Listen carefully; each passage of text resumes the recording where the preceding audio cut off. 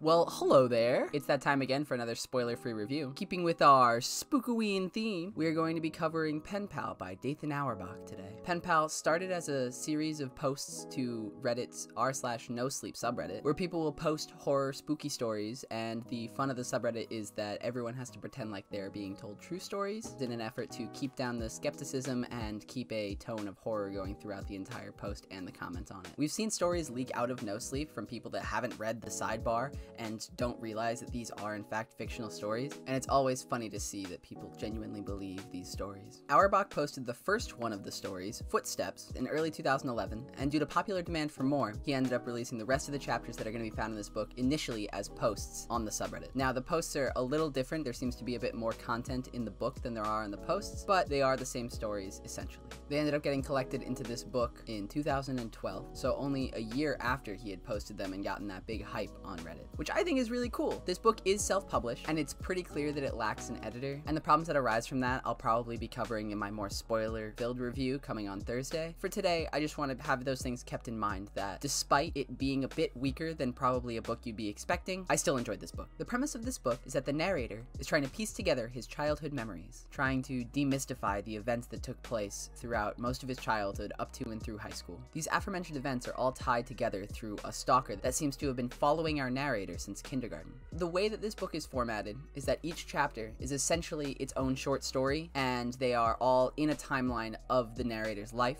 but even then, the chapters are out of order. Now, this is kind of fitting with the theme that he starts off the beginning of the book talking about, where he mentions unearthing memories, like an archaeologist might unearth fossils, so for them to be out of order narratively makes sense, but it can be a bit confusing for the reader. I feel the second half of the book's chapters are a bit weaker than the first halves, but the payoff for the strong chapters is what makes me enjoy this book so much. Auerbach implements these one-line zingers that are at the end of every chapter, and the point of these zingers are to chill you down to the bone and make you realize things in the story that you initially were brushing off and overlooking. This is both the biggest strength and weakness of these stories, I think. By relying on this one-liner at the end of the chapter, the setup for this chapter has to be very strong as well, and unfortunately for some of these chapters, the setup kind of just wanders around and we lose a lot of the tense feeling and the tone that we need in order for those final lines to really hit you hard. The other downside to these one-liners is you have to hope that the fatigue doesn't set in for the reader. By reading 3 of these chapters, you kind of have an idea of how the setup is going to go for the next chapter and the chapter after that it's going to be build up, and then the final line is going to be where you get that payoff. It's always going to be the same, and that can be tiring knowing that that's how it's going to go. And even when I had already read these stories once before, those lines still ended up spooking me a little bit, scaring me a little bit. This book is definitely more scary than Bly Manor,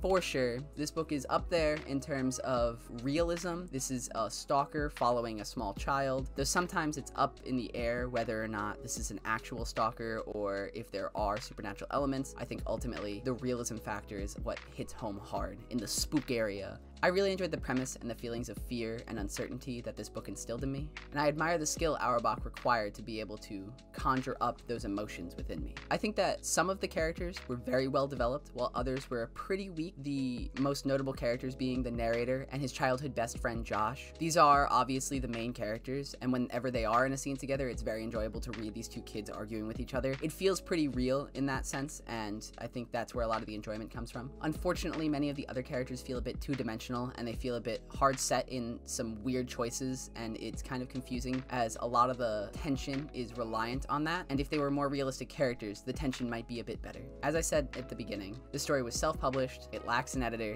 so the quality is probably going to be a bit under what you would expect from a book compared to a story written on the internet, but I really do think it's worth the read. It's short-ish, it's about 63,000 words. Stephen King's Carrie is about 62,000 words. The premise, I think, is explored and done well for the most part, especially in the beginning chapters, and I think that that first half of this book definitely inflates my opinion more than it probably should of the book as a whole. Ultimately, I'm going to give this book 7 jack-o'-lanterns out of 13 jack-o'-lanterns. So there we go. If it sounds interesting to you, I'm going to be linking the book in the description below, and if what I had to say was interesting to you, please don't forget to hit that subscribe button if you haven't, like this video, and comment below telling me what your favorite creepypasta or short horror story is. Thank you so much for watching my short review. I'll be back later in the week for a more in-depth analysis with some spoilers spoilers about this book and my real feelings about some of these bad choices and a lot of the good choices too. I want to talk about the good and the bad in most books. I don't think that any book can just be solely bad. I think there's obviously going to be things that you enjoy, unless you just don't finish the book because it sucks. I mean, that's a little different though. You know, listen, I want to be book positive. Stay lit. Peace out.